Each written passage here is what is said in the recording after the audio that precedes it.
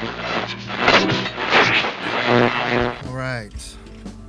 And I'm going to put headphones on so I can hear myself. Do you want to do that too? You don't have Sure. to, but you can.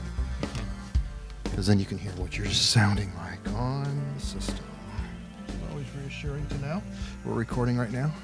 Yes, Okay, that's awesome, but there, I had to flip this. There you go. What are we going to talk about? I don't know.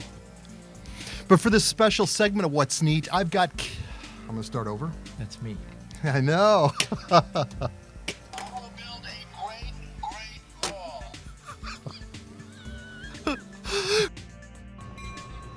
The What's Neat This Week video podcast is supported by enthusiastic model railroaders just like you.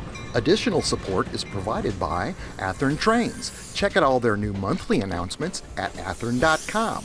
And by Micromark, the small tool specialists. Visit their website and use product code WNTW at www.micromark.com/WNTW. Also by TrainFest, America's largest operating model train show since 1972. Check out their website and show dates at trainfest.com. Further support is provided by the NCE Corporation, the power of DCC. Visit their website at ncedcc.com.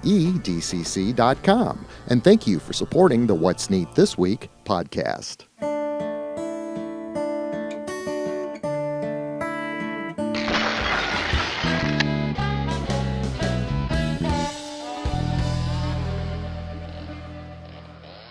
For this special segment of What's Neat, I've got Kevin Ruble down in the studio. That's right, in the What's Neat This Week podcast studio. Kevin, you drove a long way. You just got here. We're going to barbecue. It's about midnight right now, so he's in my time zone. Yeah. But Kevin, you will remember as being the owner of and the proprietor of Caboose, that wonderful hobby shop out in Lakewood, Colorado, where you work with a lot of great people. I have bragged more than once on the What's Neat show about how much information. There's so many years of experience among all the people that you've assembled on your team to run that great shop out there. Kevin, welcome to the What's Neat show. Thanks. Tell us all about your passion for this wonderful hobby shop out in Lakewood.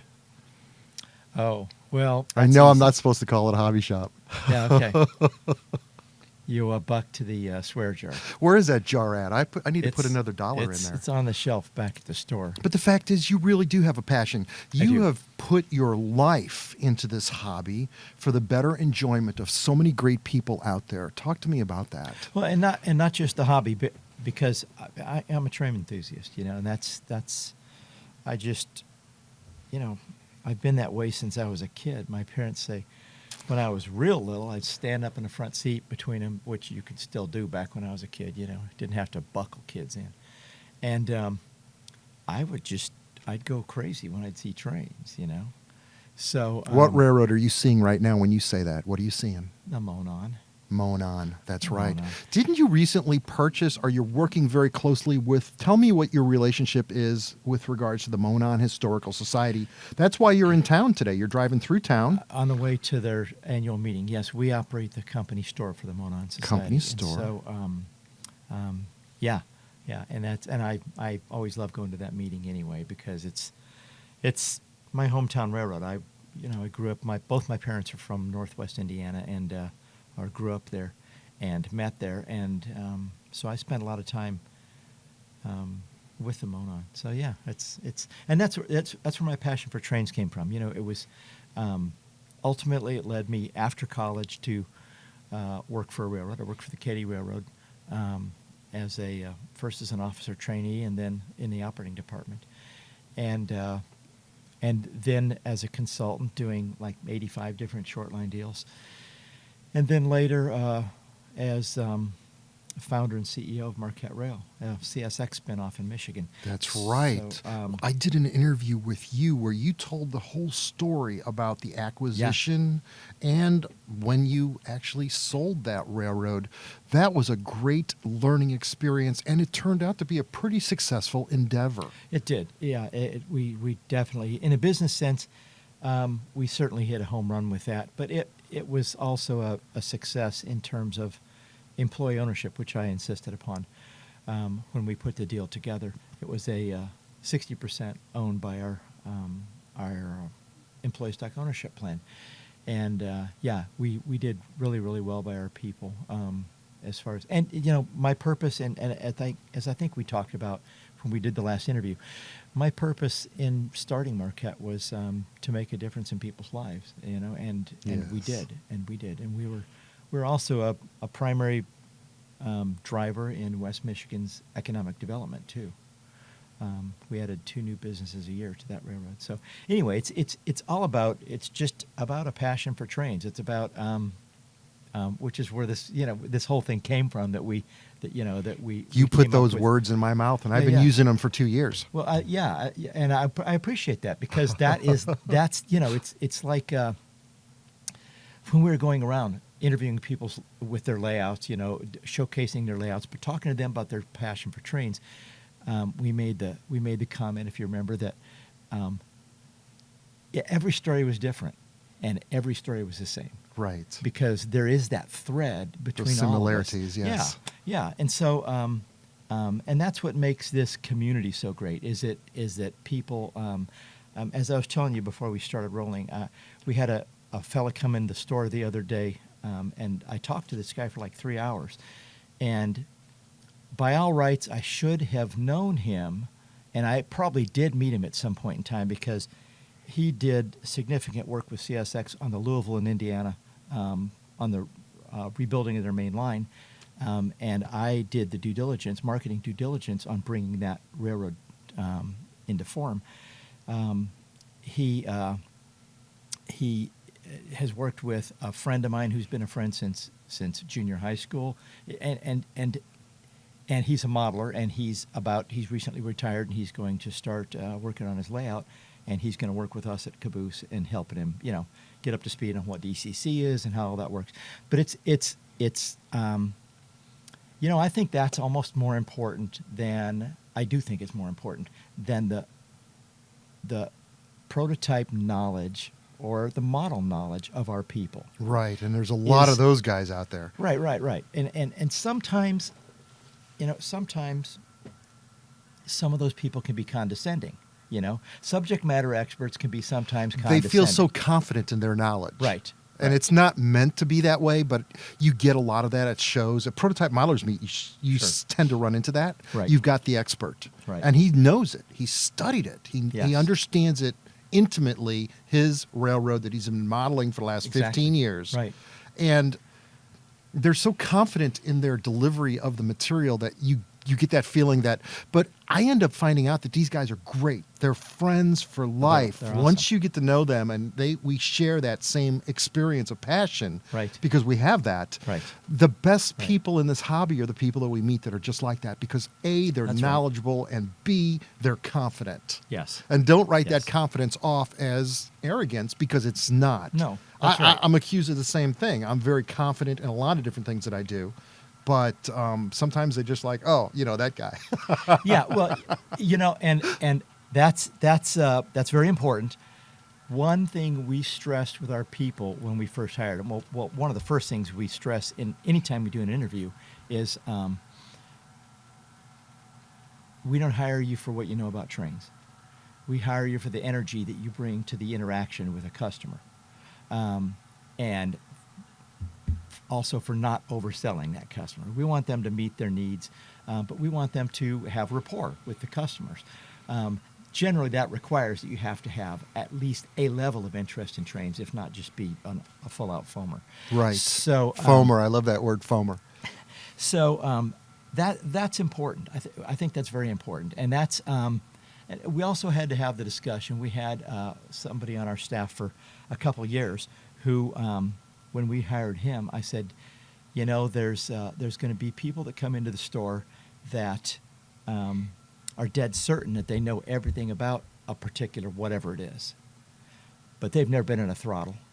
They've never, operated a railroad, and you're going to have to bite your tongue, right? Because the thing to do, we're not ones to tell people.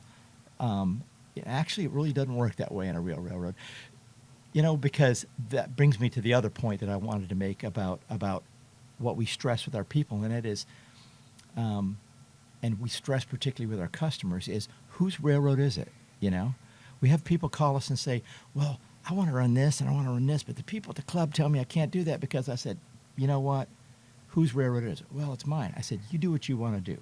You know, if you want to That's run hard for a lot of people to have the confidence to do that when you've got all that peer pressure of the group of the club telling you there's so many different things. While we're shooting this, there's one thing that we shouldn't do, and that's let a train run on the layout down here live while we're doing a show. As you see, and I was paranoid about a few seconds ago, we've had contact as a train broke up and ran into the rear end of itself. Oh, yeah. But rock and roll, so far so good, so That's let's just okay. keep going until it wrecks. It's just not, yeah. It's just a mid train. It's just a mid train DPU set without the head end. At this point, It's no big deal. it's not, because you know what? The fact is, this layout is pretty well designed where I think we could run a train backwards all day long and we're going to be safe. There might be a prototype for that, and if there's not, whose layout is it? This It's is your crazy. layout. It's my layout. To prove our point, you know, there's a train with the power all in the middle. It's 44 cars, you said it was? It's 44 cars, and it looks Okay. like it's up. Oh, It's met its Waterloo. we're going to let it go. It's okay. Rock and roll. But the fact is, you've got this great crew, and I want you to talk about the people. You have a passion for trains. I realized that upon meeting you. But you also have a passion for people. As you've described, you accentuate the fact that these various companies out there put people first and business second. Yes. And that's something you feel very strongly about. Would you like to elaborate about that a little bit? Sure, it's a business model that I learned when I was in graduate school, doing some actually financial consulting for Southwest Airlines, and they had their business model is people first, customers second, shareholders third. Right. They figured if they take care of their people, the people will take care of their customers, and the customers will take care of their shareholders. I used them and American Airlines as examples because when I was on a speaking circuit, because they were both Dallas-based airlines at the time, and at the time, American and still today really, American was really based on the opposite model, which is shareholder value first, which is a lot of businesses still today. True. Shareholder value first. Just my personal opinion, customers, as a customer of American Airlines, customers are kind of like a necessary evil. And people at the time, Robert Crandall, who was the chairman of the company at the time, was quoted saying, if it has a pulse, it's a drag on the bottom line. And, you know, if I'm a pilot or a flight attendant or a I mechanic, know. How does that working make for you the- feel? I Right, know. Exactly. Right. And at this is the same time that Herb Kelleher says, we'd rather have a company bound by love than fear, which is a gutsy thing for a CEO to say. And the funny thing is, the company that put people first and shareholder value last, Southwest, at the time created a greater market capitalization. Southwest Airlines stock value in the market was worth more than all the rest of the domestic airlines combined. How about that? So that's where I learned that model, Right. and it's one that we used at Marquette Rail. It wasn't as much out there at Marquette as it is at Caboose. Right, you carry that over to Caboose in Lakewood. That store Caboose has got a history, and we say that in the show every time. Caboose since 1938. Yeah. Right. That is quite a history. 81 years. This has always been a depression-oriented hobby, and that's the one thing that we do appreciate is the fact that when we saw the stock market hit around 6,300, if you remember back around 2007, everybody kept their fingers crossed in our industry, and rock and roll, it prevailed. The hobby did well, and that was the one good thing that we all recognized was that people would stop going on vacations, they'd stop taking the boat out on the lake, but they still had their intimate hobby in their basement. Right. Yeah. The way we're addressing that, as you've noted on in some of the intros, is for a long time I resisted having anything used in the store, with one exception. That's Lionel, because there's a little better market for secondhand Lionel than there was for new Lionel. But I said, no, we're not going to have secondhand stuff, and we were getting calls every day with people that had collections, and we were referring them to Mick Messeline at TCK Treasures. Used to be BST Trains, a brick and mortar store in Denver, And he told us that we were 90% of the business that was being referred to him. Interesting. Or Wow. 90% of his total business was That's- referrals from Caboose. And he found it necessary for him and his family, him and his wife and his family, to move to Sacramento. And so we acquired his business, and one of the drivers behind acquiring that business was, well, number one, is the fact that I obviously needed to eat some crow, because, I was wrong about that, because there's a big demand for that. But I feel that as this, I'm going to speak as an economist now. My undergraduate background's in economics. As this, You do have that. As this economy inevitably softens this year and next year, as it's going to, and we're heading into recession, I'm pretty confident we're heading into recession. What's the estates and collection side is going to do better, logically, than, you go into a place and you see a brand new in box locomotive, maybe from 10 or 15 years ago, for $60 or $80. Or you see a brand new one for $252, right? You're probably going to buy the one that's new old stock, right? Right. So we're thinking that's going to be helpful in riding out those kind of cycles that you talked about in 2007. So that was an important lesson for me in two senses. One is that it's kind of counter-cyclical, but the more important one was don't ever say never. Never say never. NCE, a sponsor of our show, Yes. best circuit breaker protection in the industry. That's why I'm sitting here so calm right now as the engine's shorting out right now. Hold your thought while I kill the power. Sure. There's no smoke. There's no fire. There's no fire. But the fact is, I really trust the system, because we can sit here and do this and get away with it, and with no damage and no melted wheels on the Atherton locomotives that we're running currently tonight. But you were talking about continue on with what you were saying. The fact is, I'm following you on that. I'm not sure about the recession part, but I do hear what you're saying. The one thing that we didn't talk about on the show, and I've always refused to talk about this, was when they were going to instill those the China, they were talking about putting this trade tariffs on products as they come into the country. Right. And you'll remember just about a month ago, all the manufacturers started showing their increases in prices. Right. And that's something that I didn't want to talk about ever on the show, even back in September when the first were supposed to take place. They were supposed to, kick in. Now it's been put off until December 15th, according to the the folks in the White House right now. So that's something that we don't want to talk about until it actually happens, because it may never actually happen. Right. As there may not or may be a recession in the next coming year and a half or so. Right. It's so difficult to predict, but you can see so much different handwriting on the wall. Sure. The fact is, our hobby is one of those institutions that's been stable. When the economy is difficult, the hobby generally flourishes, which is an amazing, amazing industry to be in. Folks buy different stuff, Right. I think they tend to move more towards staples during tougher times, and they work on their layout, for example, because it's harder to buy what, as you know, I've always said, one thing I've learned from being on the retail side of this business is that there's impulse items are backwards from the way they are in any other retail business, it seems, because people don't come in for a locomotive or 5 locomotives and say, oh, I think I'll buy that jar of paint. Right. No, they come in for a jar of paint or 5 jars of paint, and they say, I think I'll buy that locomotive. It's really strange. It's like we should have the locomotives up front like gum or candy, at a grocery store. Oh, that's interesting. Because people actually, they're in there to buy the staples, right? Which is what we're focusing the restructuring of Caboose around. But while they're there, that's the day that they say, you know what? If I don't buy that today, it might be gone next time I come in. So they're going to go ahead and buy that. It's really kind of backwards. Wow. And we find that interesting. So that's one of the cornerstones of around which we're restructuring the business, and that is a focus in brick and mortar on staples.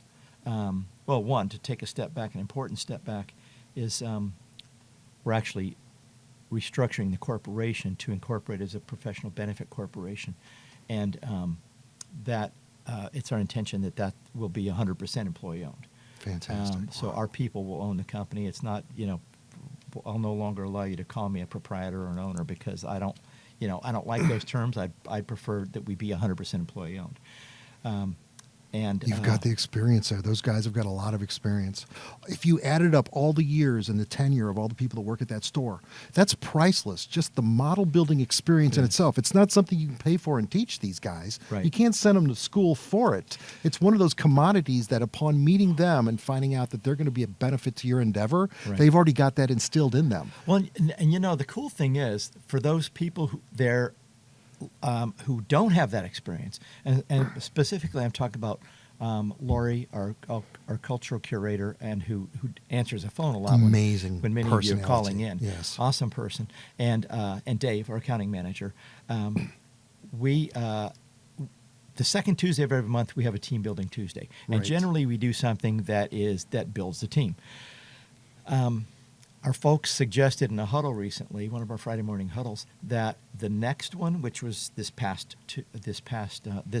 September, the second Tuesday of September, that we closed the store down to do this. Okay, so we closed the store down the second Tuesday of the month just to have a team building day.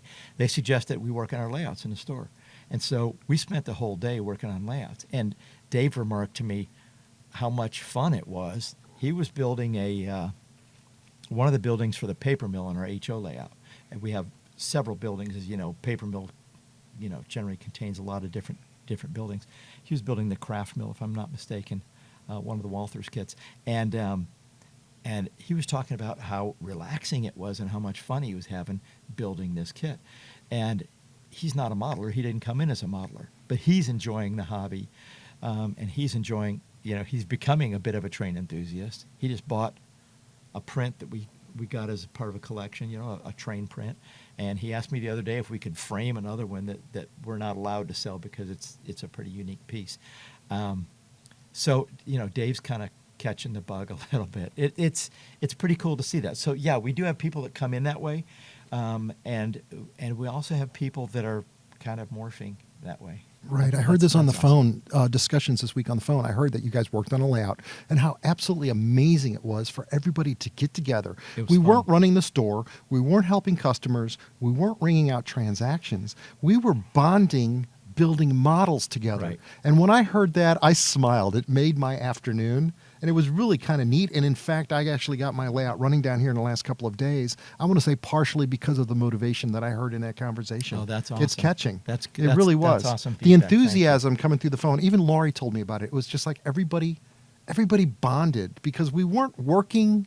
We were doing what we enjoy, the Right. best hobby in the world. Well, and I'm not gonna pull any punches about it. I mean, this whole restructuring process, and particularly the development of our app, has cost us pretty dearly because we're maintaining our commitment to that overhead staff that the old store had, and the sales haven't been there to support that. So I put a lot of money into it.